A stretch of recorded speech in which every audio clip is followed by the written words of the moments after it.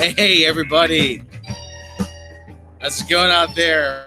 Way past Robb's bedtime. Yeah, living up to the name, Midnight's Edge After Dark. How's it going? We all saw Captain Marvel, and we're still alive to talk about it. The Disney Hit Squad hasn't gotten to my house yet, so. Oh, what do you mean you didn't? What do you mean you saw it? Oh, I'm gonna stop you. Oh. With me as always, I'm coming to you live from Shabby Road Studios. With me as always, Mr. Tom Connors. Good evening. Yes, and the ever vivacious, ebullient, and crimson-haired delight, Miss Mecha Random. Hello. Much more lifelike Mecha Random compared to. Okay. I don't know about you guys, but I was able to sneak in a sound recorder to Captain Marvel, and I managed to capture some of the audience reaction during the movie.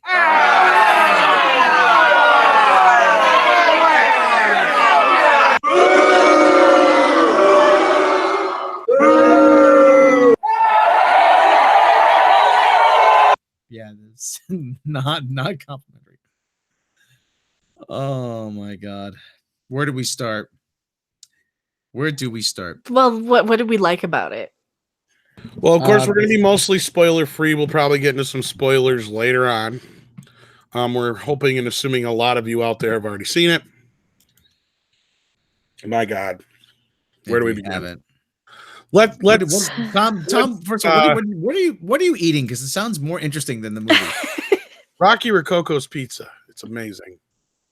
Okay. Where do we? I like the Stan Lee tribute. Oh, the Stan Lee tribute was great. The Mallrats scene was awesome. Yeah. That's all I'm gonna say. Yeah. I was wondering if people got that. Yeah. But let's not spoil anything else. And Orange Cat good. Orange Cat good. He was a good boy. Okay. Oh, let's talk about that for a moment. Did anybody else notice that the cat? Why did they have 5 cats or 4 cats to play this cat? Well, it's because the real cat is on screen for literally 2 fucking shots. Yeah, there's mostly the rest of the movie. It's computer animated, and you can tell. Oh yeah, that's a fairly common practice, though. It is. I mean, because animal cruelty laws, they don't want to. I want somebody to challenge that, though. There's got to be at least only 2 fucking shots in the entire movie that aren't CGI with the cat. Even when Nick Fury's just holding on to him and he's not doing anything, you can tell. Yep. Aren't you a good boy? Aren't you a go? Yes, you are. That was all right. Well, let's on to gripe about that real quick. Let's quickly, Rob, give him a synopsis of the story without any spoilers. Not that there's really anything to fucking spoil. It's a superhero origin movie. Well, not just that. There's nothing that's really left open that we don't already know. You know what I mean? It's so predictable too. What do you think happens in this movie? It happens in this movie. Pretty much. Well, it's a very predictable movie. But yeah, go ahead, Rob. Give a quick synopsis. Okay. Like I said, I only saw it once. I didn't really take notes, but we see all kinds of flashbacks. Brie Larson wakes up. She's on Hala. She's on the Kree home world. She's sparring. She can't sleep. She goes sparring with Jude Law. Jude Law says, you got to control yourself, blah, blah, blah, blah, blah, blah. And she goes to see the Supreme Intelligence that looks like in that betting. And in that betting says, something about right there from the beginning, right there in that scene with the Supreme Intelligence. That's when the wooden acting started. That's when the stiff wooded acting started. And so there's a spy, and there's they have to go rescue him, and it's a Skrull ambush. And so she escapes from the ship, and she winds up on Earth somehow, crashes through a Blockbuster Video. She's tracking down the screen, and the movie pretty much just grinds to a halt right there in the second act. At the very beginning of the second act. And then she spends the rest of the movie trying to put piece back together her life from before. Actually, the first 10-15 minutes put me out. I was like, really? This is boring. And yeah. And then she gets to Earth, and it's a little bit better. Yeah, but when she starts her road trip with Nick Fury, then the movie just just stops in its dead in its tracks. It's more like it's a Nick Fury movie that's really, really good, but then Captain Marvel keeps showing up and getting in the movie. Yeah, they keep cutting away to this B plot with this bitchy woman. And she's not funny. Every scene, she's basically just bitchy. We'll talk I got a few choice things to say about her, quote unquote. So anyway, they find. Yeah. So anyway, they find Maria Rambeau and Auntie Carol's back. Monica Rambeau's a little girl, and so they're gonna the scroll this thing with the scrolls, and they go and rescue people. You know why that is, right? So she can be old enough to be Captain Marvel 2 in Endgame, or Captain Marvel 2. That someone said that, but they dumped a truckload of money in front of Brie Larson's house, so I don't think, and she's supposed to be. She has a contract to appear. Now think about it though, Rob. How could you possibly make this movie any more woke than it is by adding Monica Rambeau as Captain Marvel as well? How can you? Is that a trick question? Oh my god, that's what they're gonna do, isn't it? They're gonna have both of them. You're gonna have two Captain Marvels, either in Endgame or in Captain Marvel 2. Because by the time we get to they're talking about bringing Muslim Ms. Marvel into the second movie. I'm like, you think you're getting a second fucking movie out of this? And I want to know what drugs Anne Bancroft was on. Annette Bening. Or Annette Bening. Did I just say Anne Bancroft? Sorry. And Bancroft was Mrs. Robinson in The Graduate. That is correct. And she is Mrs. Mel Brooks.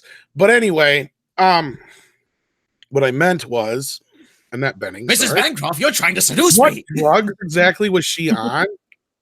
Because I'm not quite sure I get what she was doing. It's a drug called money. That's what the drug was.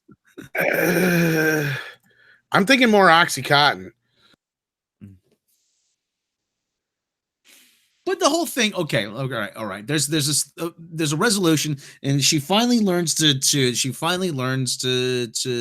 fight for herself, blah blah blah, and then it turns out it's not what we think it all is. Why are you going to the Facebook page?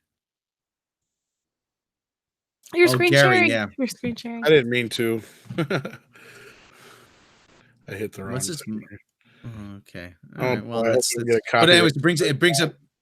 We're gonna get copyright strike. Fuck them.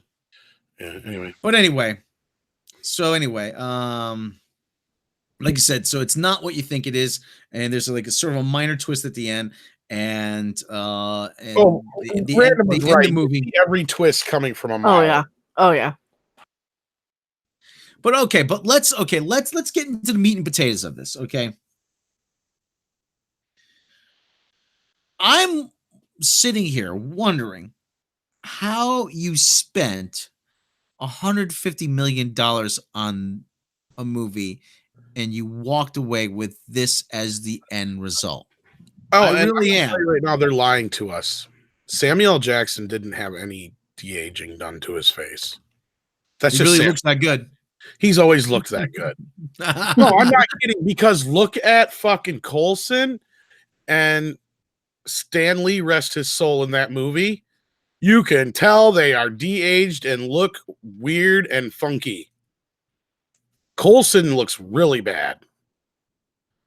So I have no fucking clue what they're talking about. I really don't think there's any de-aging done on Samuel L. Jackson. I think it's all makeup.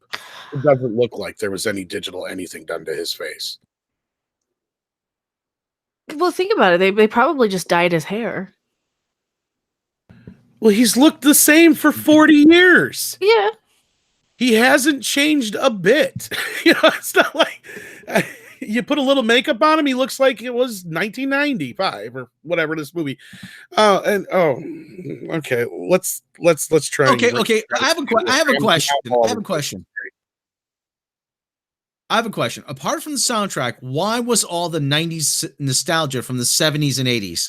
Well, not only that, did you notice that like a third of the songs are wrong not even out yet? Yeah. Didn't we say No Doubt shouldn't be in the motherfucking movie? No, because that just album did not come out till 1996. Yeah. And what is the fucking key moment in this movie song? I'm just a girl. Shut up. Which makes no sense because she's fighting other women too. And yes, the song hasn't come out yet. The same thing with the whole song at the end, but that's over the end credits, so I guess I can forgive that one. But what about Garbage? I think Only Happening When It Rains wasn't even out yet. I don't think so either. Not yet. You could be right. I know there's at least 3 or 4 of those songs that weren't out yet. And You Gotta Be, I think, was like 91. And what bothered me the most, not so much that they had Nirvana in the movie, but minor spoilers. Nobody used record players in 1995. Yes, that bothered me too. I don't even think they put Nevermind on vinyl back in 95. No, you couldn't. They didn't even make it on vinyl because nobody liked vinyl because everything was CDs. I didn't mean to scream there, but it was fucking true. No, that pissed me off too. I totally forgot about that too. And now you bring it up. I even made a note when I was watching. I'm like, seriously, nobody had records in 1995, 91 maybe. Like they were just fading out. They were. My brother, yeah. My brother Dave hadn't had vinyl, but he's he's older. He's by 95, even some of the most diehards have moved over to CD by then. Yeah, he's an odd duck, No, I had it just for like vintagey stuff because I was collecting ABBA in the mid 90s, but I was weird. But no normal people. Yeah, we're just people who were either just because they had such a huge fucking collection at that time. Yet there was still some older stuff that wasn't on CD yet. Yeah. But other than that, nobody. I remember everybody had already sold their vinyl. My parents had sold all their vinyls by like 1987. So, yeah, 91. I was getting bargain bin vinyl, like Judas Priest got Screaming for Vengeance and those sort of albums. The cutouts. They had the little cutout thing because vinyl was going out. Vinyl was made out of really cheap stuff in the late 80s. By the early 90s, no one was making it. You couldn't even get Nirvana on vinyl. And we were almost right on all the songs except for "Hey Man, Nice Shot," which should have been in here, but it probably wasn't because it said "Hey Man."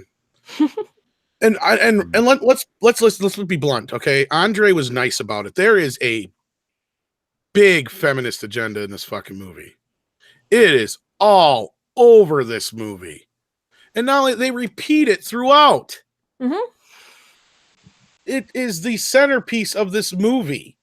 I don't know. I mean, Andre's like, yeah, some of it's going to go. I'm not trying to bash Andre at all. I don't know what movie he saw exactly, but this movie is just covered in feminazism. Yeah, that every 5 seconds where they're like, oh, stay down. Man's going to tell you what you can and can't do. And it's just a 7th grade girl like version. It's like watching Discovery. They call it a cockpit for a reason. Now, I tend to think that if anybody actually said that to her on a military base, they would be disciplined for that. Oh my god! And the motorcycle would hurt you to smile sometime. You would get. You bring up a true fact that they did not allow women to fly yet until in combat. Yeah, in combat. But other than that, they really amp up the men are bad, women are awesome shit. If somebody said stay down, like stay down, to call the cockpit for, if someone said that to her on a military base in uniform on duty, they would get called into duty officers or the officer of days or whatever is office and say, hey, listen, you do not do that to, this is all about building trust here. You do not do that to a fellow officer, and especially a pilot. It's to someone who's your ass may have to rely on one of these days. Okay. Well, I know even 3 or 4 years out from this movie, one of my exes went into the Air Force, and she fucking loved it. So I don't think it could have been that bad at that time. I'm sorry, I just don't buy that. River 727, thank you so much for the $2 super chat. Do you think CM's reception would affect episode 9? Maybe. What were you gonna say, Random? I'm sorry.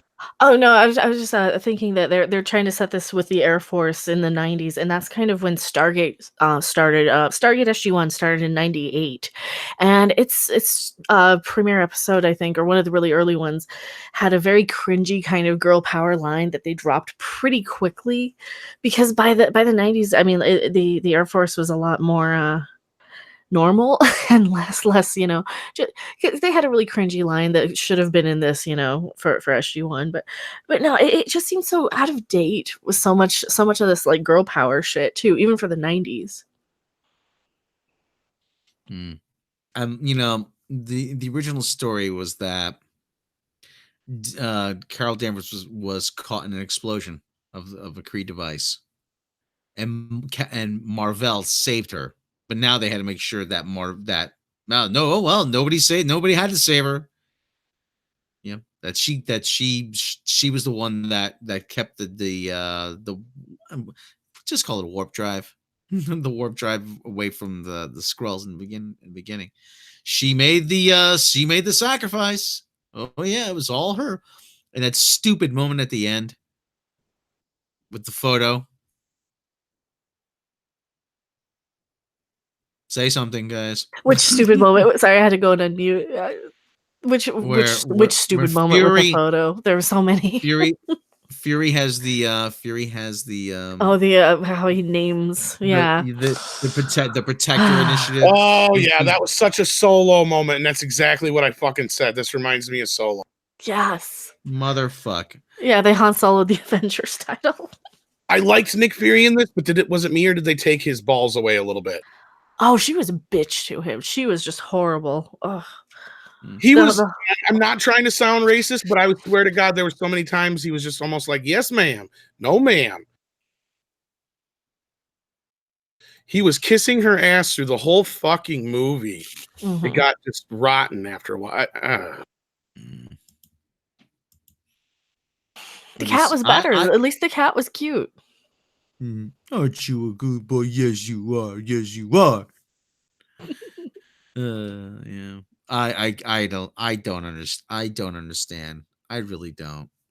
There was just so much. I mean, like I said, how do you spend that much money on this movie and have this as the end result? It doesn't even look that expensive. There's large sections where there's nothing going on. Well, people were yelling a little bit about Andre comparing it to a DC movie in the comments of his review. He's not fucking wrong. This felt like a DC movie.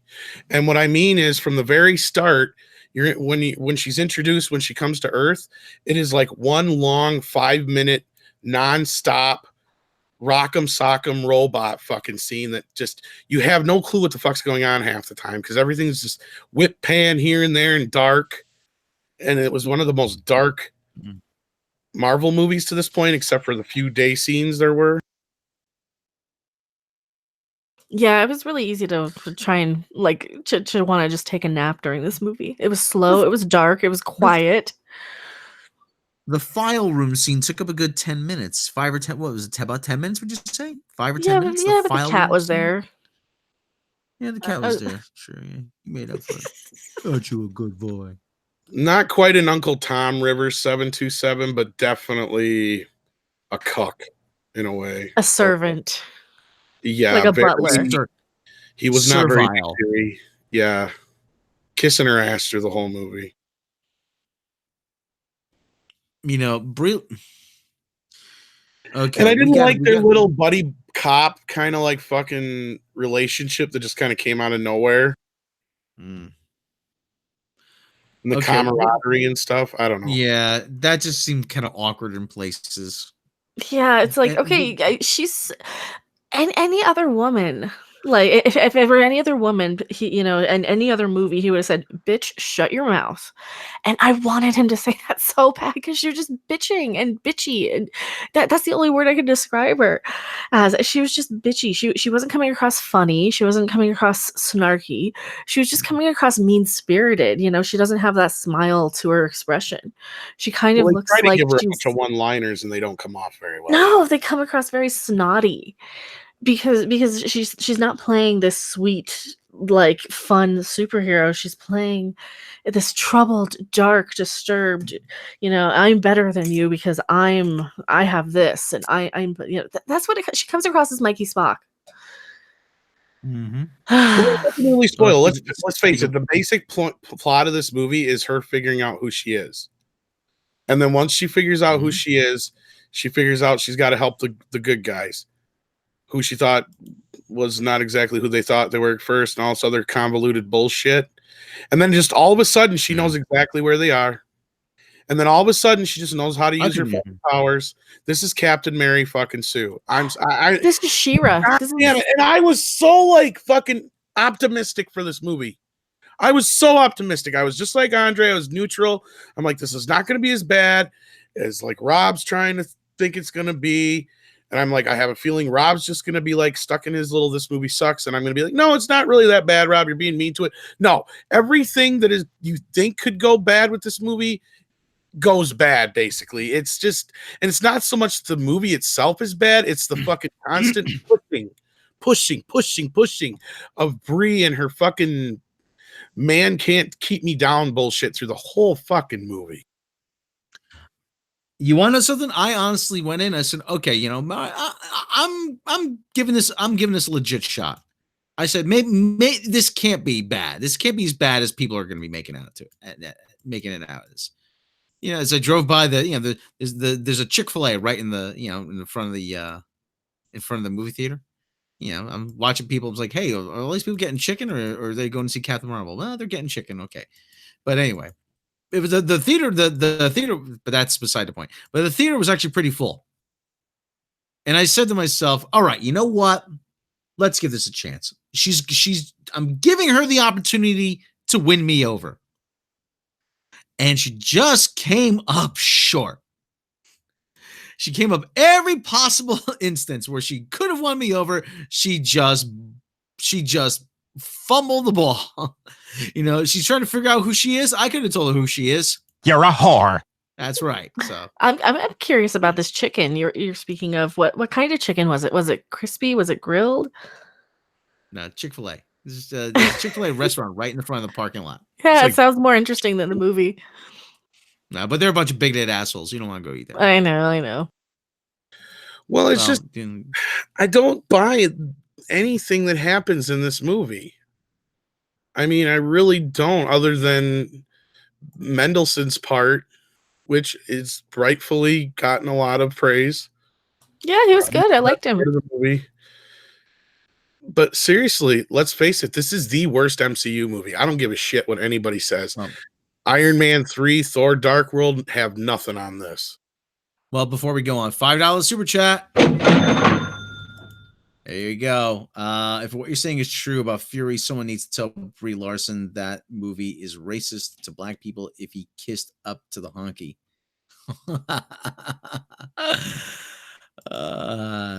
Always keeping a brother down.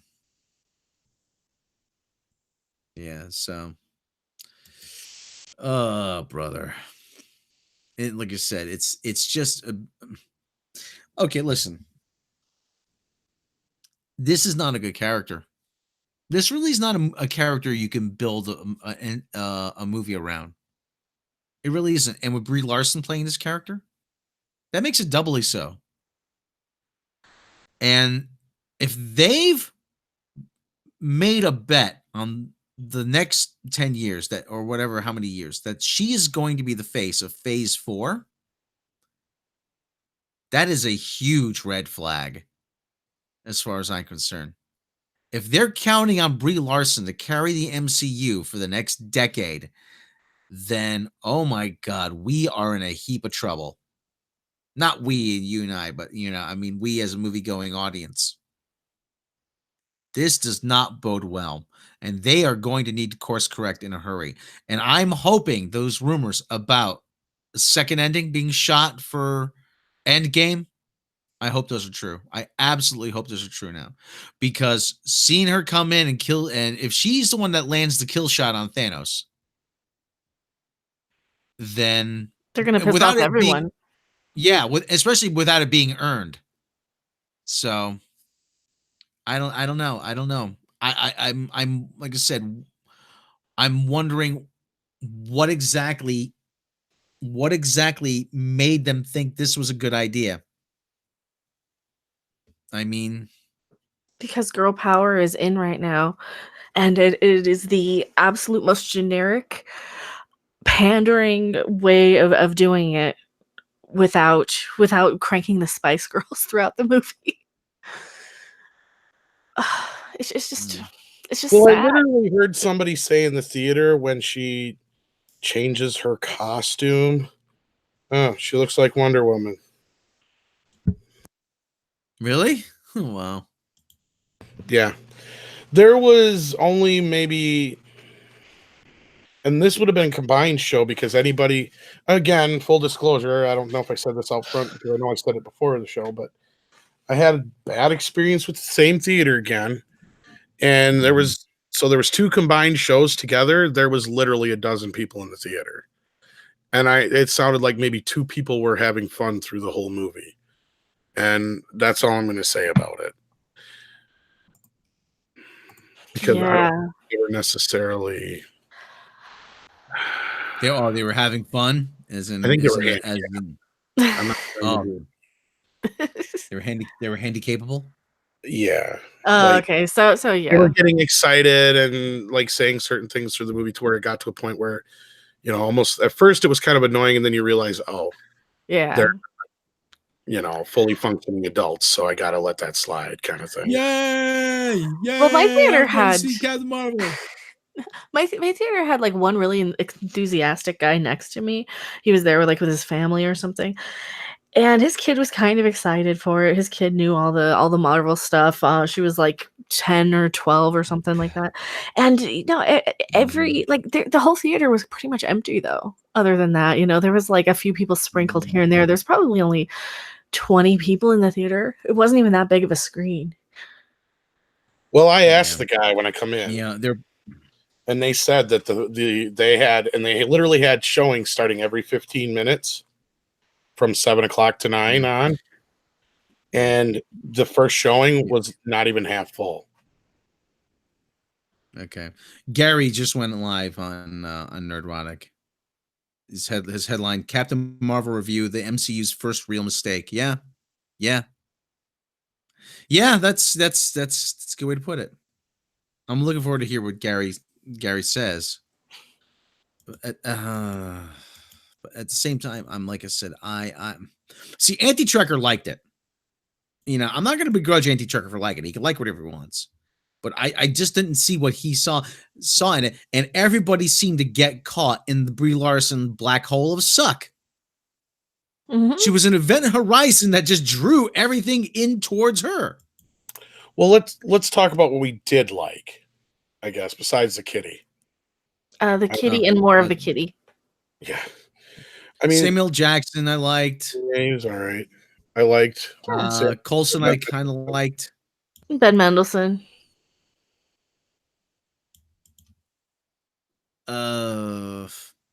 Rivers 727 $2 super chat. Why do you think Brie Larson was cast in the first place? I think because Kevin Feige had the chance to get an Oscar-winning actress and lock her up long term. I think that's where it stems from. I think he saw a real opportunity. He thought it was an opportunity to get somebody of, like I said, an Academy Award winner in stable. I mean, and he had Benedict Cumberbatch, who was nominated, but he didn't win that year. So he thought that was she won an award. She must be good. I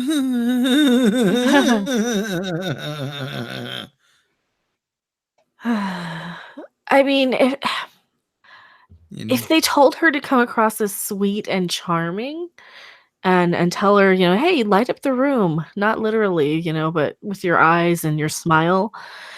But no, they even put that scene in the movie where she's bitching at a guy and steals his motorcycle, right? Because he told her to smile. And she was horrible. Bitch. I felt like that fucking scene was a direct comment on her TSA situation. Yep. Yeah. Hey, honey, give me a smile. Yeah. Yeah. That scene seemed like it was filmed. It was added in some, There was. I did see the still of her holding the map, but it just seems like it's just that scene. But the stills I saw of her were taking some guy down. It wasn't that guy on the motorcycle. At least I don't think it was. No, it's a different guy. The scene looked like it played out differently. that in the way they like Entertainment Tonight's on. Chris Evans has got a project where he helps handicapped pets. Oh, there's a real captain right there, Chris Evans, helping the doggies. So I'm calling her Captain Mary Sue from now on. Mm-hmm. She is a Mary Sue. Captain Flatass. Cheese woman. Oh, speaking of Endgame, because somebody said that one of the end credit scenes. Yeah. Oh my god, that was bad. Where's Fury? Where's Fury? It's just like, no, she has no charm. She has absolutely no charm, no charisma, no joie de vivre, as the French would say. If I were Black Widow, I would probably be like, "Excuse me, bitch," you know, because she comes in. She comes up to the rest of the Avengers. That's where you need Black Widow. That's where you need like Black Widow to be played like by Wanda Sykes. Oh no, you do not sneak up on me, you know. But no, you're right. She has no charisma, no charm. Every time she's on screen, I was either rolling my eyes or annoyed. Like the other woman did just fine. Maria Rambeau, she did just fine on screen. They could just used her. She's not someone you want to be saved by, because then she'd lecture you about how superior women are. Well, not only that, this movie was exactly what I was afraid it was going to be, besides the whole feminist angle thing. And that was, it's something that probably could have been covered within 15, 20 minutes of Endgame. We did not need a whole movie on its own for it. It feels like such a waste of space. The movie is barely a movie. Like, this has got the least amount of story of any MCU movie. Even Incredible Hulk, which is a really simple story. Yeah, the whole story is basically, I don't know who I used to be. I need to find out who I used to be. This is who I used to be. This is who I am. Done. Now I know everything. I'm awesome. Yeah, now I'm the bestest ever. Because let's be real. She never used these powers before. She's never had the opportunity to really fully use her power. And then all of a sudden, she's motherfucking Superman. And Andre's like, oh, she's powerful. But I wouldn't know if she's like Superman powerful. I'd say she's even more powerful than Superman. It looks like it, yeah. Does in the movie that Superman couldn't even do. Let's put it this way: Superman couldn't stop 2 missiles. Remember? No. Yeah. But he did fix the San Andreas fault. So, yeah, but okay. So minor spoilers here. This bitch catches how many motherfucking missiles? Too many. This is basically She-Ra. This is exactly what happens in She-Ra. How'd you get your powers? I don't know. Mark Fields wants to know our favorite scene with a $2 super chat. Thank you so much.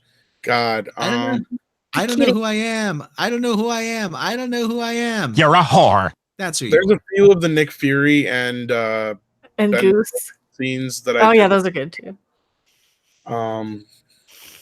Yeah. Nick Fury and Goose. Yeah.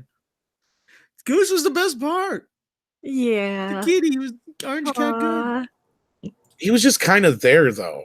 I mean, they didn't really give him an introduction to it. They kept it was kind of like the Melman joke almost. It was like kind of a non-joke. Like everybody kind of already got the joke or knew that, it mattered. And otherwise you're just like, okay, we already know he's not really a kitty cat. He's something else. He's going to turn into this massive monster or something. You know what I mean? Yeah. It's a very everything's so telegraphed. Yeah. Like they act like it's some big, huge mystery. Because, okay, let's, how every one of the Marvel movies is kind of something different except for the Avenger films. Because, Winter Soldier's like a political thriller, and, the Guardians of the Galaxy is a comedy, kind of space sci-fi kind of thing, and so on and so forth. I was trying Ant-Man's a heist movie. Yeah, exactly. Thank you. I was trying to figure out through this whole movie what this is supposed to be. It's supposed to be a mystery, but it sucks as a mystery. It's a Hallmark Channel mystery. Oh, it's worse because there's no real mystery to it. It is. It's exactly like one of those Hallmark Channel movies that are just kind of background noise. It's a Lifetime Channel mystery. That's Lifetime, what- Hallmark, any of those made for TV women's movies. a girl who's been abducted, who has no memory of who she is. I'm trying to find out who I am. That's it sounds like a Lifetime movie of the week. I'm a girl who's been abducted. I've been used. I've been human trafficked. I don't know who I am. I'm trying to piece back together my former life. Trying to find who I was. And my bestest friend in the whole wide world is going to be the one that helps me. Mm-hmm. Well, Lost Cause, we already touched on that. He asked how corny was the whole Avenger revealed to us without spoiling anything. We said it was Solo bad, like when Solo gets his name. And Tyler, I don't know why you keep throwing us super chats, but thank you. $5 says, question, what was on the soundtrack and what would you say was any good? P.S. I think you missed $5 earlier. Did I? Was it one of your super chats, Tyler? Did you hear the two chings? One more Oh, ching. here, maybe Tyler says, I'm seeing it tomorrow and you're scaring the living hell out of me. You make it sound like I Am Woman would not have been out of place. No, it probably wouldn't. As far as answer your soundtrack, pretty much everything we said, there's garbage on it. There's a lot of garbage on it. No, just one garbage song, but I just meant to say that to be funny. Garbage, Hole, Nirvana, no 9 Inch Nails, surprisingly. No, and that's another thing that bothered me about it is that he said, lose the grunge look. Well, 9 Inch Nails wasn't really grunge. They were more industrial. Yeah. You mentioned I Am Woman. I am woman, hear me roll. So, that's my I Am Woman sound. Oh, God, that scene where she screams at the one scroll. I'm just like, oh, that was so fucking stupid. River 727 gives us another $5 super chat. How do you think China will react to Captain Marvel? If I recall, Andre mentioned the word Baizu in his TLJ editorial and how that word is how they view TLJ. It's funny you say that because I just got a message from Andre before we went live. And he's like, the more I think about it, the more this feels like The Last Jedi. And I think what he means by that. You try to convince yourself it wasn't that bad, but the more you think about it, the worse it gets. Yeah, that's part of it. Yes, and not only that, just I think he's anticipating that's the reaction it's going to get. Oh, we'll be complaining about this one for months. Yeah, especially if it ruins Endgame. This is a misfire. RVL 480 Van, are there Nirvana songs? Yes, there's one Nirvana song. Come and as that's you what are. We're pitching, yes, because it's playing on a fucking record player.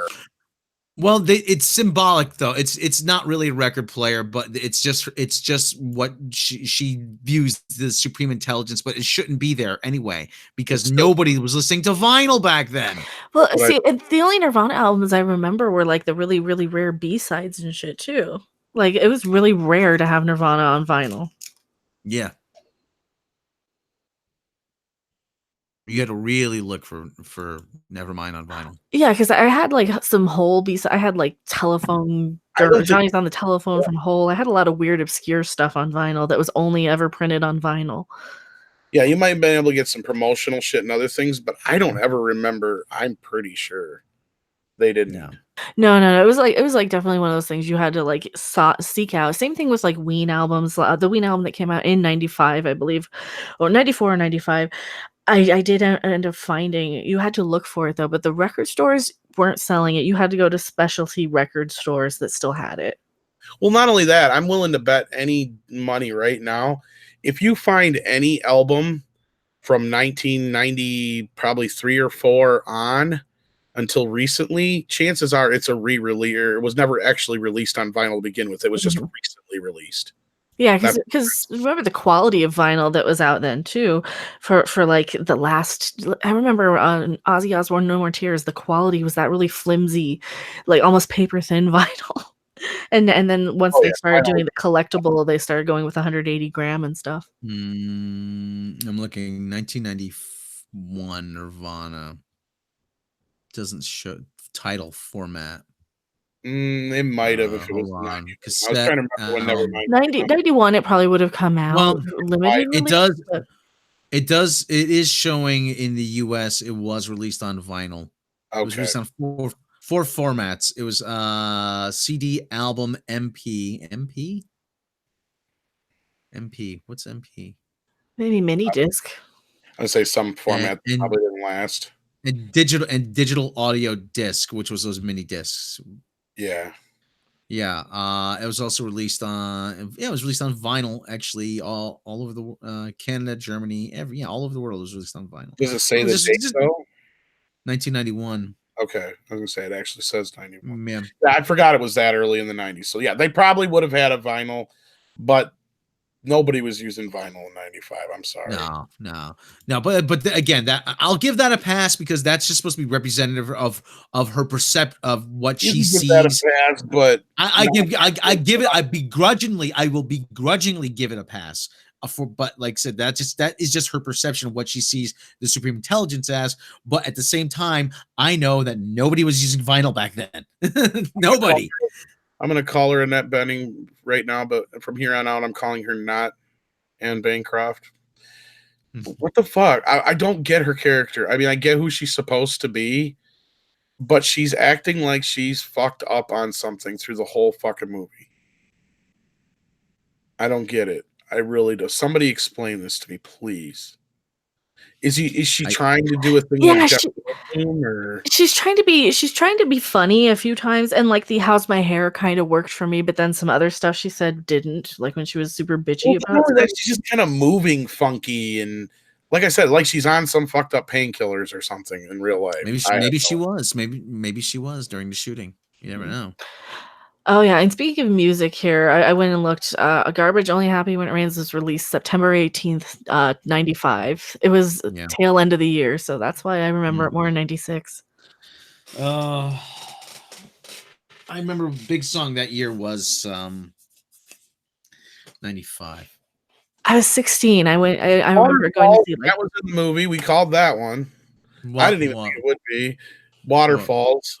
Oh yeah, don't go chasing waterfalls. I thought that would be. The movie was a Salt and Pepper song. What a Man. Good Man. It was What a Man, yeah. Black Hole Sun. Surprised it wasn't in there. I know. I'm glad. They didn't have. I was surprised they didn't go the rockier, grungier route more. Excuse me. Even though we did get what we got out of it, but I was surprised as many poppier songs there were. I guess. Well, Elastica was in there. Yeah, that was in the Internet Cafe Connection. Yeah. And then they had that one. Was it Sade or Sade, or whoever it was that sang that? No, that was Desiree. Yeah, you gotta be cool. You gotta be calm. You gotta have a big ego. One from Karate Kid 4. I should have known that. Yeah. Yeah, that was 94. Stupid song. Yes. Big alternative album back in that year was Matthew's Sweet, 100% Fun, but no way that was going to turn up. No, I remember that. I listened to Ween's Chocolate and Cheese that year. I think Beck had been out for about a year. Empire Records soundtrack not on there. Empire Records soundtrack was that year. Not on there. Thailand Ranger. Remember, guys, rock and grunge is usually considered a male genre, whereas pop isn't. Well, alternative rock. Yeah, well, there was like there was a varied mix. It was kind of strange in a lot of ways. It's kind of like they just Googled the top album charts from that year. That's why they had Waterfalls in there. That was the problem because like I'm Just a Girl wasn't until 96. I know that for a fact. I'm pretty sure that was summer 96 that came out. I could be wrong, but I'm pretty damn sure. September 95 again. Like September 95 again. Really? So this has to be like the very, very tail end of the year. I thought it was later too, but okay. No, because that was the first song I remember hearing. I remember that album being a lot more popular in 96 because I bought it with my Christmas money in 95, probably. I remember listening to it the entire month of October of 96, like almost nonstop, the whole album. But yeah, because like by then you had Don't Speak and Spiderwebs. I think Spiderwebs would have been a much better choice, to be perfectly honest. Well, okay, I'm not going to say that the song doesn't necessarily work in the scene, but it's just it's too obvious. It's too in your cringe. face. It is probably the moment the people have asked already about the Ghostbusters thing. That is probably the moment that it goes closest to Ghostbusters. Mm-hmm. You know, outside of all these, there's so many scenes where you're a girl, you can't do that, or you shouldn't do that because you're a girl, or you'll never make it because you're a girl. There's so much of that in the movie too, and it's just like not just once, but like 3 times. Don't they have those flashbacks? Actually, you want to know? You want to know something? Celebrity Skin by Hole. That wasn't released until '98. Yeah, because I Yeah, saw Hole in '94 yeah. Hole wasn't bigger in until late December. 90s. Yeah, Mhm. Well, yeah, because like late '94, early '95 is like right when Hole kind of started to be known, like be a radio band instead of being like a music geek band nobody knew who the fuck she was until, or until even he died. Hole was until they got married and he died, and then she was Mhm. where. She killed him. She didn't pull the trigger. She didn't put the gun in his hand, but she killed him. That's what I always. That's what I always say. And the final end scene in the credits is kind of meh. Andre liked it, but I was just kind of meh. With the I Oh, kind of, the kitty? yeah, I kind of seen it coming. Yeah. I saw that scene this afternoon. It leaked on the interwebs. So I didn't mind the 90s nostalgia thing, but it really didn't necessarily feel like it took place in the 90s outside of the fact that nobody had cell phones. Because one most thing I will realize fashions haven't changed all that much in the last 20 years. yeah, Not really. one thing I will give them, the one thing I will give them, and Anti-Tracker pointed this out, they did break the stereotype of a bad dad. There was a good, I'm not gonna say who it was, but there was a good dad in this That's movie. true. That's very true. And it is one of the better parts of the movie. But it Mhm. almost, that's the thing where it flies in your face. You're like, the whole time, you're like, how could she not have known all this time that she was not on the right side of things? Because she's Out of movie. it's like the Han Solo movie where the whole military part just happens in like a flash. It's like, okay, so you're in the military for what, like a minute? 2 minutes? But let's face it, she's supposed to be like she's part of this group. They're almost kind of, they are very Green Lantern-ish in the core kind of thing. But at the same time, they're almost like, I don't know, what would you call them? They're almost like the CIA or the FBI, it seems like, or feels like, of the galaxy. Special forces. Special agents or special forces. Yeah, something like that. It's like, okay, you've been through all this shit, and now you're just kind of feeling and realizing shit ain't right and shit's dirty. Just, it does. It makes, the movie makes her so stupid sometimes. I don't know. It's kind of like, it reminded me a lot of Wonder Woman, and I know most people liked Wonder Woman, and I didn't. And it did remind me a lot of Wonder Woman in that respect. That Let it me was like, ask you though. Yeah.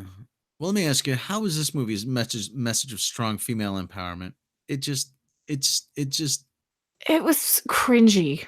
It was something you tell a middle school kid. well, that was what it was written. It felt like it was written by a kid who was sick and tired of adults telling them what to do. Only it was written from the aspect of a woman who was sick and tired of men telling her what to do. Mhm. But they don't even really kind of dwell on the fact that her supposed mentor, perfect vision, whatever, half of the time is kind of like half of that, without spoiling anything, half of what she sees as her mentor or perfect person in her life or person she looks up to, however you want to put it, kind of betrays her in a way in the one form. So it's like they don't really get into that too much, I don't think, and not enough compared to the whole men thing. Because that last scene with the whole Indiana Jones thing, if you know what I'm talking about, without spoiling the movie for anybody, that thing with her at the end with the yeah, that was dumb. Mhm. If you know what I'm talking about, that last Yeah. fight was just like fucking ridiculous. Vincent Repeat 799 Australian super chat. I'm confused about the timeline of the Infinity Stone. Was that spat out by the cat? Was it before or after the snap? It was before. It had to be before because it was before obviously Loki got a hold of the stone and stole it from Nick. So, but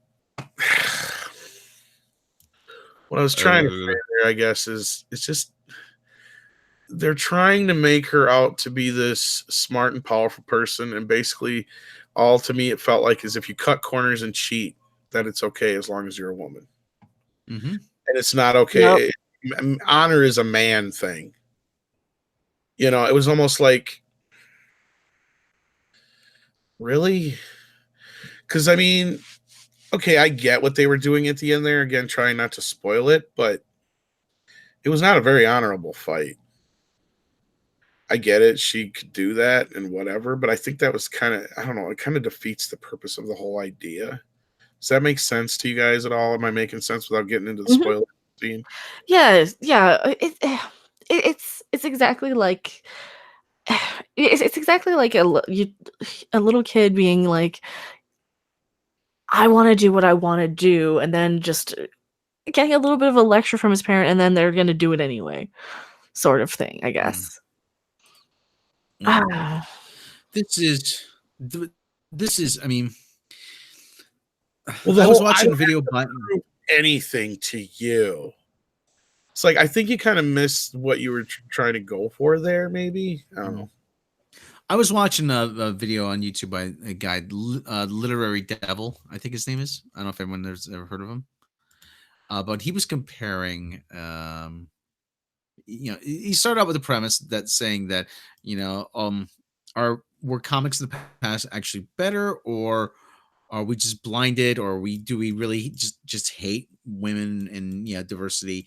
And he compared the new Ms. Marvel to first issue to Daredevil's first issue, and yes, comics were better. He said this. He essentially said that this is just Disney Channel fan fiction that's being written, and that's what it kind of feels like. It kind of feels like fan fiction.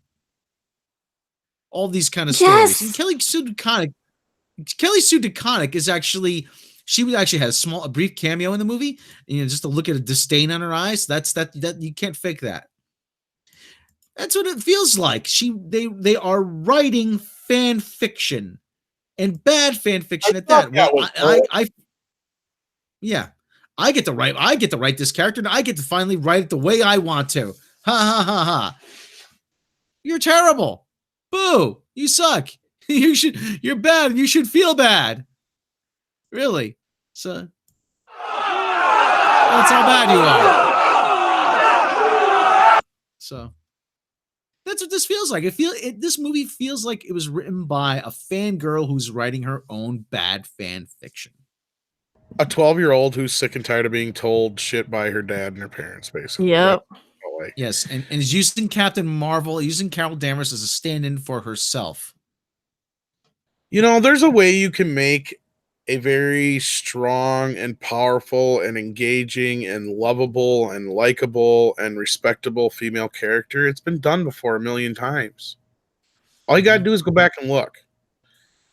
They should have watched Alien before this. They should have watched Terminator 2 before this. They should have watched, God, how many other movies before this? Rob, help me out here. Aliens, the sequel. Well, any movie that has a strong female character from the 80s or 90s, which there are tons of. True Lies, they fucking make even a reference to. Mm-hmm. Go watch Xena. Go watch Xena was amazing. Stargate SG-1. Halloween. It's not a movie, Halloween. But yeah, watch TV. Watch Babylon 5. Watch Stargate. Go watch any number of anime films. I mean, Iria is a good one. That's a strong female character. I mean, geez, you can, like I said, there's tons of movies you can point to. Well, it's just like they make her out to be this poor, prissy little girl who finds her voice. Okay, why couldn't we have just had a charismatic, likable yet flawed woman who doesn't need to prove shit to anybody, like she says, by not just saying it, but by just not doing it? Yeah, show don't tell. Exactly. And show her kind of growing and learning her skills. And because the moment it happens it's just so Mary Sue.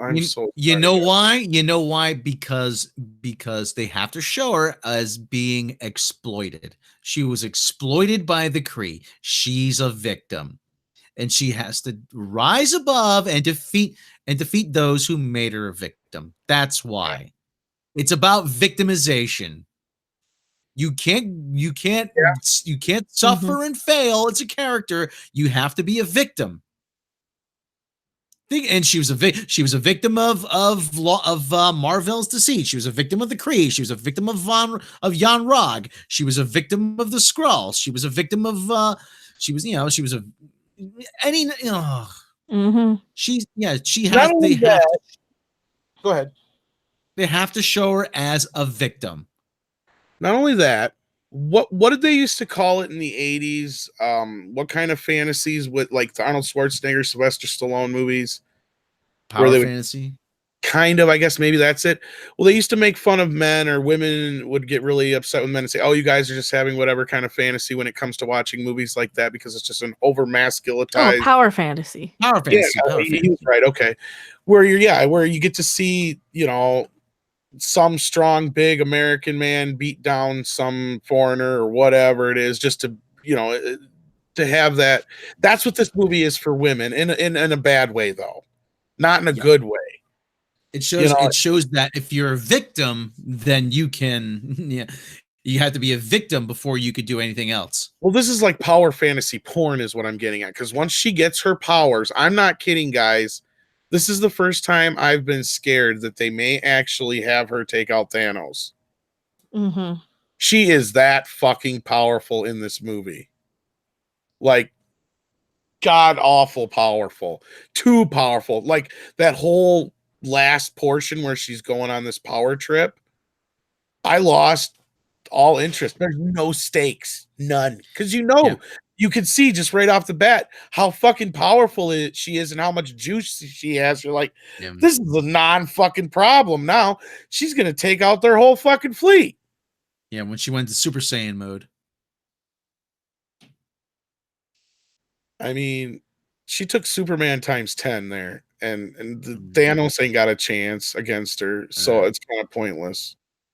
All right. Well, no, it's so uninteresting to look at too, because this is kind of one of my biggest problems with comic book movies in the first place, is that it's all kind of rock'em sock'em robots where there's no stakes.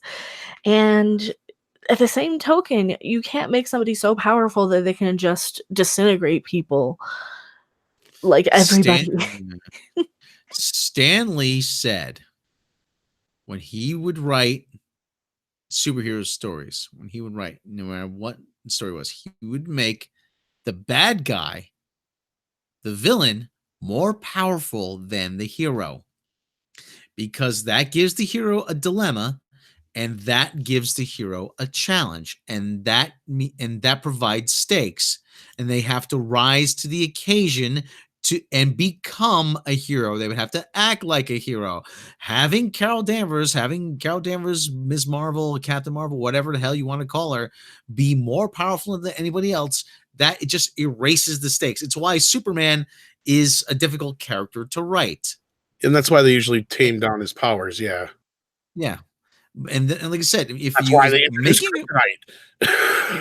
exactly, making her more powerful, the most powerful person in the MCU, erases the stakes.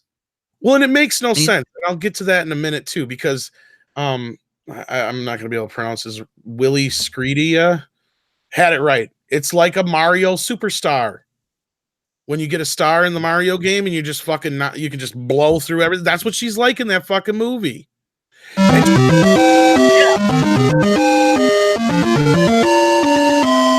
And she fucking shouldn't be though, because she gets her fucking okay. Spoilers from here on out, guys. So if you don't want any spoilers, tune out. But this is it. She gets her fucking powers from the Tesseract, right? Mm-hmm. How could she be any more powerful than anybody who's handling the Tesseract or has handled the Tesseract? Because in fact, if you stop and think about it, technically, even fucking Star-Lord should be almost as or powerful than her. He needed some help with the Tesseract, but he still took the shit. You know what I'm saying? So even though the Tesseract is the Power Stone, I get that. But frankly, she should not be that powerful, literally. What do you got there? What's she got? What the fuck is that? You're on mute, darling. Oh, Mario. I see it now. It was basically the Mario with the star. Since we're going into superhero mode, right? Yeah, they're going into superhero mode. It's like, Jesus Christ. But she shouldn't be that powerful. You get what I'm saying? Yeah, Nobody. it erases all the stakes. Yeah.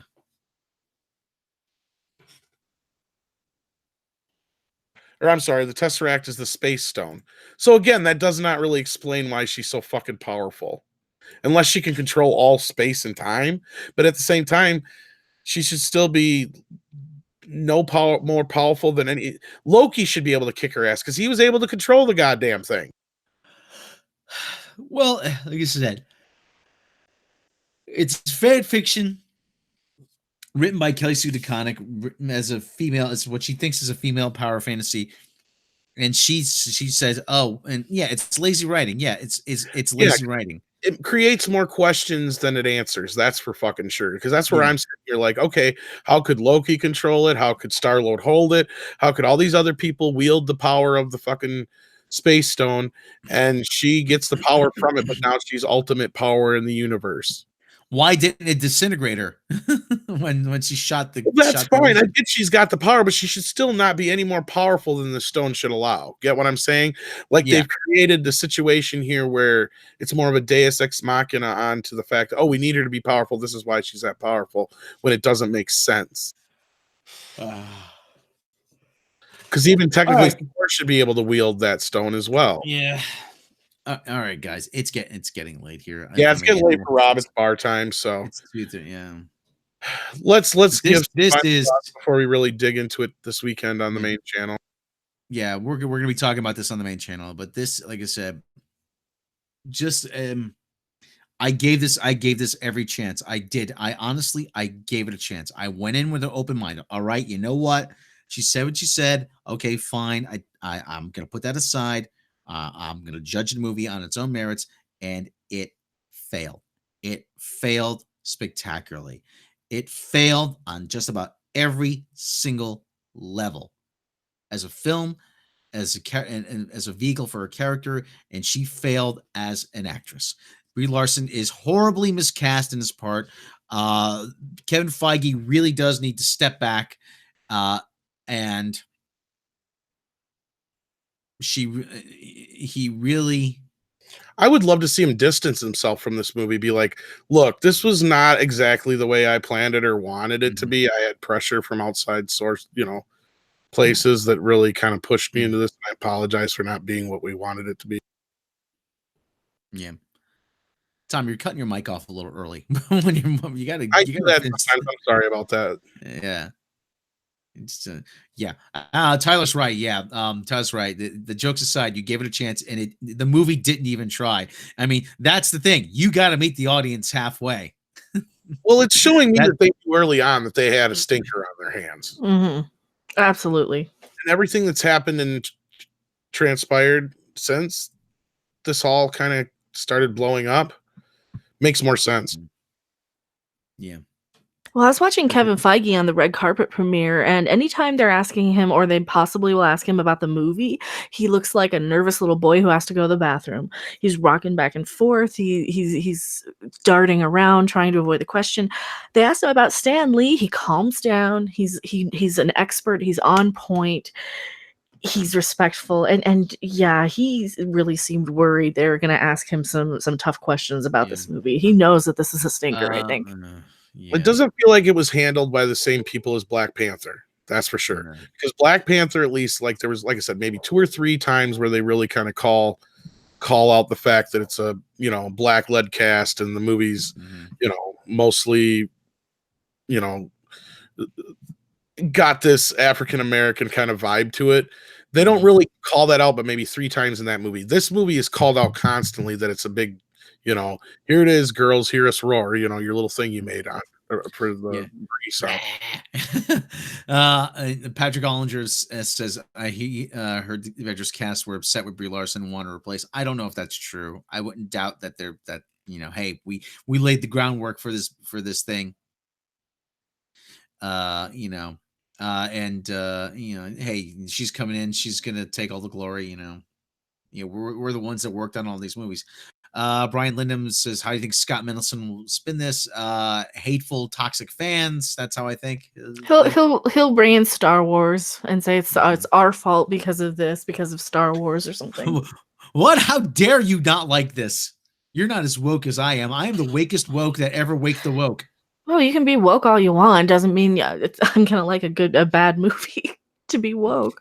Route 66. Will we see the MCU version of Kamala Khan? I hope not. I hope not. Actually, Route 66, go watch that Literature Devil video about Kamala Khan, the comparison and contrast between Kamala Khan and Matt Murdock. It's very good. It's about 24 minutes. It's very, very good. He lays out the case very well. Rivers 727. How dare you not like Captain Marvel, but like Wonder Woman? A pox on your house. Okay. I don't like Wonder Woman. Woke doesn't equal smart. It's actually it's on basic cable this weekend. I should probably watch it. I still haven't seen it, believe it or not. Here's how do you think this movie's gonna do first weekend? 85 million. No, it's gonna do more than that. But Okay, I'm 95. wondering now because after they said it wasn't very full theater, I had only a dozen people in hours, and a few people posted pictures of fairly empty theaters. I don't think it's doing as good as they're hoping. I think it's gonna open, possibly gonna make. If it breaks 100, it's gonna barely break 100, like 103, 102, maybe 102 million. I think it might do 90. We'll know a little bit by tomorrow morning, depending on how the might. Yeah, they're doing something called channel flooding. Now, if you've never heard that, they're putting it on as many screens as possible. Yeah. Yeah. In the hopes that they'll flood the pipeline and they'll just by sheer volume, they'll make that money back. Volkswagen kind of does that. Microsoft does that with the Xbox. Yeah, plus they're doing that with making it 3D too, so they can charge it a little more for tickets. Yeah, and tickets are actually $2 more tonight at the theater I was at, Cinemark. Mm-hmm. Yeah, for the preview night, it was more expensive too. It's going to win the weekend. Oh yeah, because there's nothing else that came out. Competition, yeah. Yeah, but after this weekend, it is going to take a nosedive off a cliff. Well, here's the thing: if people were waiting this weekend to see how the response was, it's fucking toast. Mm-hmm. Because let me see what the RT score. The RT score. I don't want to go back and see right away. Ever. RT doesn't have an audience score. Yeah, I do not want to see this again. No, I can. If Thor: The Dark World is on, if nothing else is on, hey, yeah, maybe I'll watch that. Captain America: The First Avenger is on. Yeah, I'll watch that. Oh, yeah. See, I compare the lesser of the Marvel movies to this point outside of Captain Marvel, kind of like you compare Return of the Jedi to Empire and Star Wars. Yeah. It's not nearly as fucking good. In comparison, it's a bad movie. But compared to other movies, it's amazing. It's top. Can't beat it. But even the critic scores. Yeah. I'm sorry. Even the critic score is dropping to it. It's down to 82.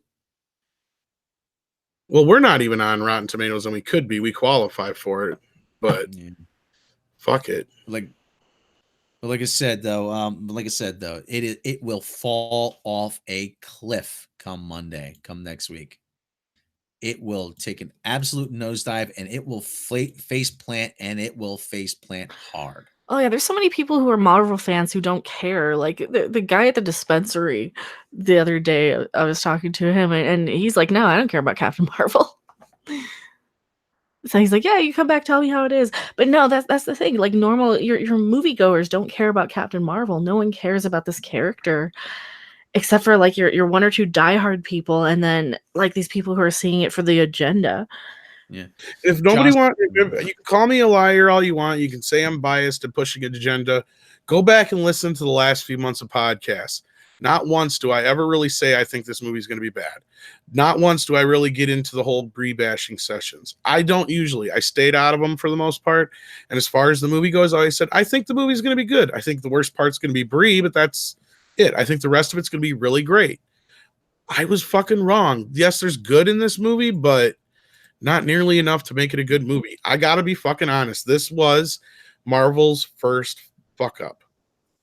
Josh Wilson says he knows a lot of people who loved it. We might be in the minority.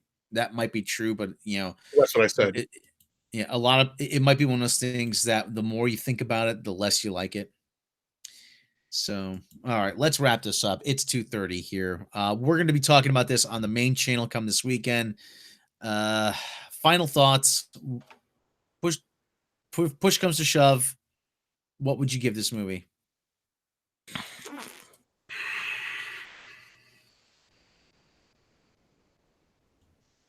5 or 6 out of 10 stars at the most, and that's just because the rest of the movie isn't her fault, or I mean, it's not the rest of the movie's fault that she sucks so bad. I guess I don't know. The rest of the cast was great. That's the problem. She's the sore thumb sticking out. Yeah, Mecha. Probably 5.5 out of 10. Yeah, she's anytime she's on screen, I don't want to see her. And she's the worst part of the movie, but the cat is so adorable. The cat and Samuel L. Jackson had made the movie for me, or else it would have been lower. And I am going to be still continuing to complain about this. I'm going to stream after you guys wrap up here. So, Zach D on par with first Hulk movie. No, neither. No, that's a great movie in comparison.